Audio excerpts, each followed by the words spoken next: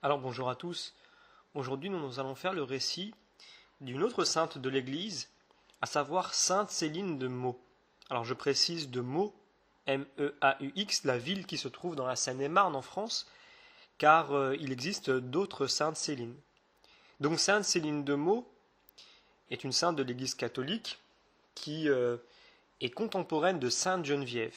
Alors je le précise aussi parce que nous fêtons la Sainte Geneviève en France, également dans la Seine-et-Marne, dans la petite ville de Magny-le-Hongre, où il se trouve une des sources miraculeuses de Sainte Geneviève, donc qui se trouve tout près de l'église elle-même nommée Sainte Geneviève à Magny-le-Hongre, et où il y a, de mémoire, le 3 janvier, eh bien, une procession qui est faite, puisque c'est le 3 janvier que nous fêtons la Sainte Geneviève, une procession qui est faite dans ce lieu qui était un grand lieu de pèlerinage par le passé et qui est petit à petit en train de se relancer. Donc Sainte Céline de Meaux, qui vécut à la fin du 5e siècle, eh bien, elle a une histoire assez particulière qui va ressembler un petit peu à une autre histoire de sainte que nous avons racontée auparavant, et vous allez peut-être le deviner. En tout cas, Sainte Céline, qui rencontra donc Sainte Geneviève, puisqu'elles étaient toutes les deux de la même époque, eh bien son histoire est particulière, puisqu'il y a deux versions en fait de son histoire. Il n'y en a pas une peut-être particulièrement qui ressort par rapport à l'autre, mais les deux sont racontées, mais les deux ont la même finalité. Alors, la première version de la vie de Sainte Céline de Meaux, c'est que durant son enfance, eh bien sa famille a voulu, enfin durant sa jeunesse plutôt, sa famille a voulu la marier. Et le souci, c'est que elle a refusé ce mariage car elle voulait justement se lancer dans la vie de religieuse comme Sainte Geneviève, parce que Sainte Geneviève, on le pense en tout cas, eh bien, avait déteint positivement sur elle. Elle avait vu en Sainte Geneviève véritablement une sainte, puisqu'elle n'était pas encore sainte à ce moment-là, et elle a voulu suivre la même voie qu'elle, c'est-à-dire que elle a voulu elle-même suivre une vie de vierge consacrée, mais une vie de vierge consacrée tout en restant dans le monde, façon de parler, pour dire que elle est restée en fait dans la vie civile, parmi les hommes en fait, comme on peut aujourd'hui retrouver des personnes qui vivent parmi nous et qui travaillent comme nous, mais qui sont consacrés. Donc ils peuvent être consacrés à Marie par exemple. Donc elle n'est pas une religieuse qui fut une religieuse consacrée dans une abbaye par exemple, ou dans un lieu religieux particulier, où on se retire des fois des moines, des religieuses consacrées, etc. Donc notre sainte Céline a choisi elle de rester parmi les hommes, et ce qu'elle faisait, puisqu'il fallait bien qu'elle ait des actes en rapport avec sa vocation, c'était qu'elle portait presque tout le temps la robe sombre des vierges, qu'elle se vouait à des œuvres de dévotion et de charité. Donc les deux versions qu'on nous rapporte à propos de Sainte Céline, donc la première, c'est que quand elle fit ses vœux, eh bien il y a par la suite un homme qui vivait dans les environs de Meaux, qui tomba amoureux de Sainte Céline. Mais quand celle-ci lui expliqua qu'elle était bien consacrée, donc consacrée en tant que vierge consacrée, eh bien celui-ci rentra dans une colère folle et se mit à la poursuivre.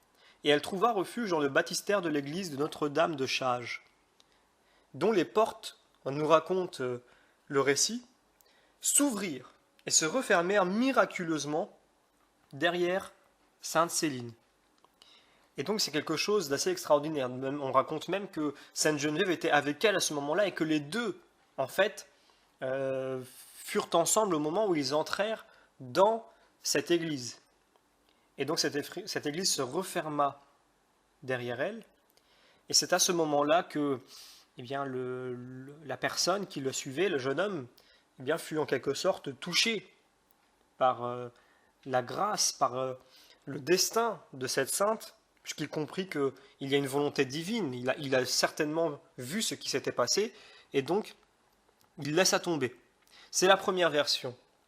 la deuxième version, eh bien, elle est différente. Cette version-là, elle nous raconte que c'est quand il y a eu que ce jeune homme en question qui poursuivait Sainte Céline, eh bien, ce même jeune homme, donc c'est la seconde version, on nous raconte que également ce jeune homme aurait rencontré Sainte Céline avant cet épisode dans l'église, quand les portes se refermèrent, et que c'est à ce moment-là, quand elle vit ce qui s'est passé, puisqu'elle avait refusé en fait ce mariage arrangé par ses parents, eh bien, quand elle vit ce qui s'est passé dans cette église, c'est là qu'elle comprit qu'il y avait une volonté divine, et c'est là qu'elle se porta dans sa vocation de vierge consacrée.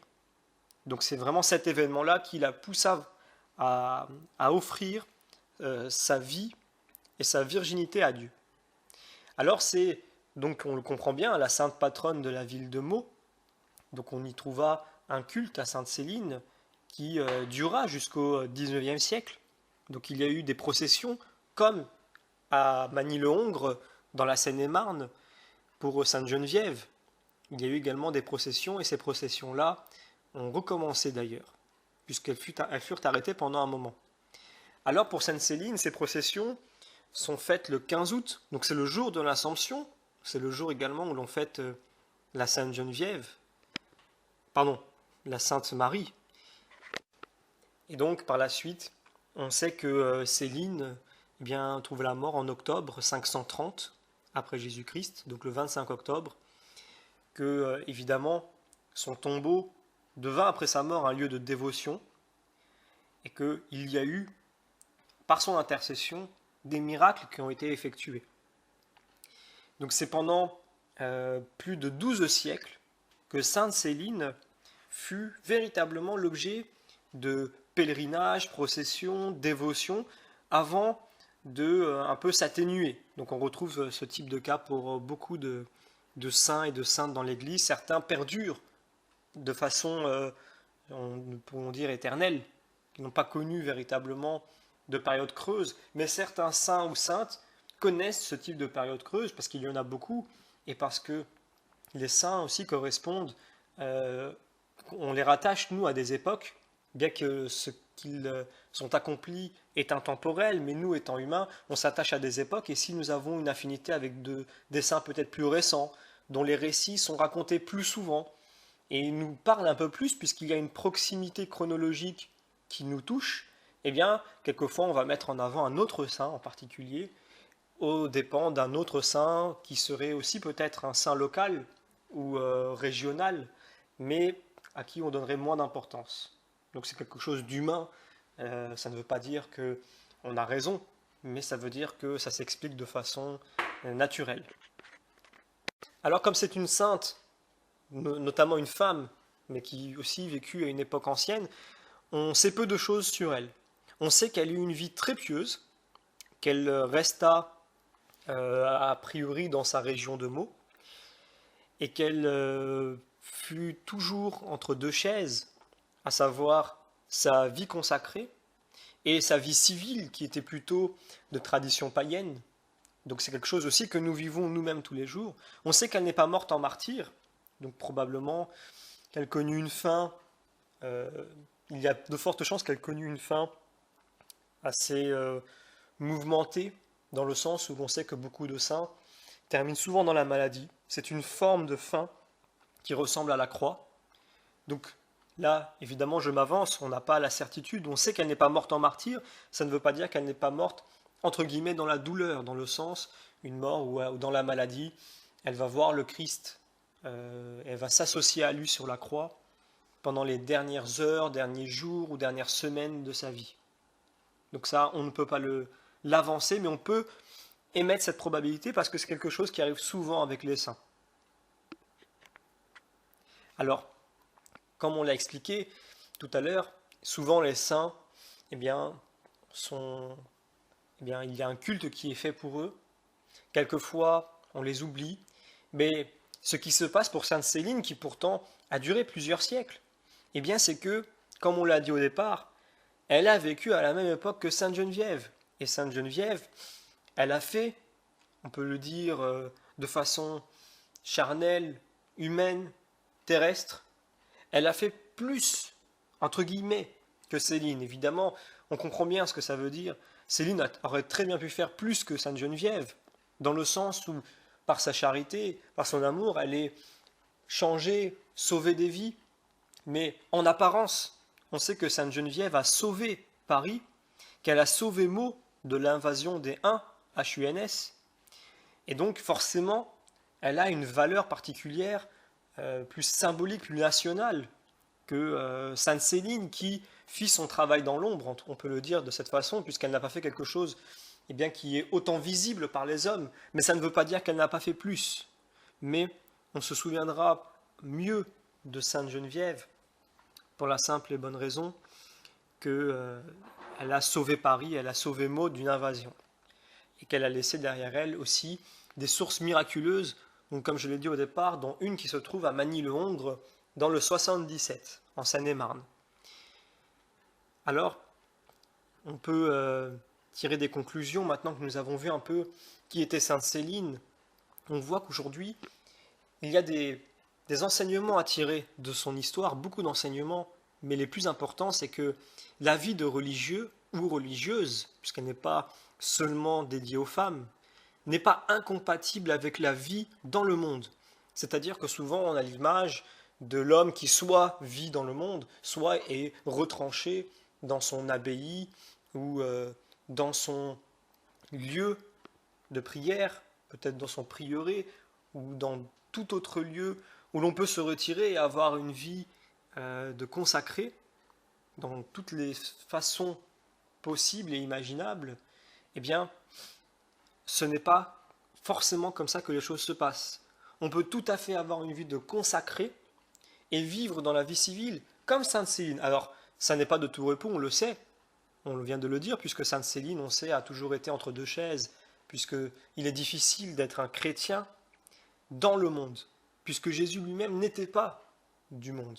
Et que, comme nous le dit Saint Paul, et comme il nous le rappelle dans la première lettre aux Corinthiens, en premier chapitre, ce qui est folie aux yeux des hommes est sagesse aux yeux de Dieu. Et ce qui est sagesse aux yeux des hommes est folie aux yeux de Dieu. Donc forcément, il y a cette contrariété, il y a ce paradoxe entre notre vie spirituelle et notre vie civile. Mais elle est possible et elle est même importante, puisque, il faut le rappeler, Jésus nous dit aussi que nous sommes la lumière du monde. Si nous sommes la lumière du monde, comme il le dit, on ne peut pas rester caché. Si on ne peut pas rester caché, eh bien, il faut se montrer. Et ça ne veut pas dire que ceux qui se consacrent et qui sont, entre guillemets, toujours dans leur lieu où ils sont consacrés, font quelque chose de mauvais. Non, ils font quelque chose de bon. Mais ça ne veut pas dire que c'est la seule chose. On peut très bien être consacré et pourtant rester dans le monde, avoir une vie normale, être marié, père de famille, etc. Donc c'est quelque chose d'important de bien comprendre que une vie religieuse n'est pas incompatible avec le monde à partir du moment où évidemment on sait faire la distinction et que on n'entre pas en conflit avec soi-même et avec le monde. Le but d'un religieux n'est pas de montrer sa désinvolture par rapport au monde, enfin dans le sens plutôt, j'utilise mal le terme, mais plutôt son mécontentement vis-à-vis du monde. Ça ne veut pas dire qu'il ne doit pas le montrer non plus, mais il ne doit pas être dans cet état-là. Il faut évidemment, quand on voit des choses qui ne sont pas normales, peut-être le blasphème, la violence, le mal, le manque d'empathie, le manque de charité, il faut avoir cette réaction aussi de mécontentement, de dire qu'il y a quelque chose qui ne va pas, il faut lever le ton. Mais ça, c'est accessoire. C'est-à-dire qu'il faut le faire, mais le premier rôle du chrétien qui veut se consacrer, ou qui veut être dans la vie civile, même sans forcément être consacré, mais avoir une vie chrétienne, il faut d'abord qu'il montre des vertus de charité, d'humilité, d'empathie et d'aide. Et évidemment, quand il faut monter un peu le ton, quand on est face à des choses qui sont inacceptables, il faut monter le ton. Mais, pour bien expliquer, eh bien, être consacré ou avoir une vie spirituelle en restant dans le monde, donc une vie spirituelle active, eh bien, il faut d'abord montrer ces qualités-là, même si le monde en lui-même, eh bien, est tout à fait inverse, est tout à fait contraire à ce que nous sommes. Mais les hommes qui y sont des enfants de Dieu qu'il faut aider, qu'il faut sauver et qu'il faut aimer. C'est très important. Donc, sachons être comme Sainte Céline, des personnes qui donnent notre vie à Dieu, de les façons qui nous conviendront, donc soit un consacré, entre guillemets, exclusif, ou soit un consacré qui reste dans la vie civile, ou soit une vie simplement spirituelle, donc une vie de charité, une vie d'humilité, de prière, très importante, une vie d'adoration, une vie d'oraison, et aussi être un employé, un père de famille, mais sachons chercher le juste milieu, ne pas se dire que c'est soit l'un soit l'autre, puisque Sainte Céline elle-même, pourtant une toute petite femme du 5e siècle, si elle a pu le faire, eh bien aujourd'hui, quand même au 21e siècle, après tout ce que l'Église a pu avancer, tout ce que l'Église a pu développer, toute l'expérience de l'humanité, et toutes les facilités que nous avons aujourd'hui, eh bien, c'est le minimum de pouvoir faire au moins de même. Donc, c'est important également de parler des saints et des saintes autour de nous, puisqu'elles sont, et ils sont, puisqu'il y a aussi des hommes, eh bien, des exemples pour nous. Donc, sachons garder à l'esprit que les récits des saints ne sont pas seulement de belles histoires à raconter qui vont nous faire plaisir et nous faire sourire dans le bon sens du terme, donc nous donner de la joie, et puis une fois que le récit est terminé, c'est fini. Non, il faut tirer des enseignements, et l'enseignement qu'il faut tirer, s'il faut en choisir un, puisqu'on pourra en choisir un ou deux par saint et sainte, puisque chacun a une vie différente, eh bien c'est que la vie religieuse ou la vie consacrée, ou au moins la vie spirituelle, n'est pas incompatible du tout avec la vie civile, la vie d'employé, la vie de père de famille. Celui qui veut trouver du temps peut trouver du temps. Et il peut compter sur Dieu pour cela, puisque si les portes de l'Église ont pu s'ouvrir pour Sainte Céline quand elle a eu besoin d'aide, eh bien également devant nous les portes peuvent s'ouvrir si nous demandons de l'aide à Dieu et si nous lui demandons également de les refermer derrière ceux qui nous empêchent peut-être d'entrer dans cette vie spirituelle, afin que nous puissions lui rendre grâce et toujours le remercier pour tout ce qu'il fait pour nous.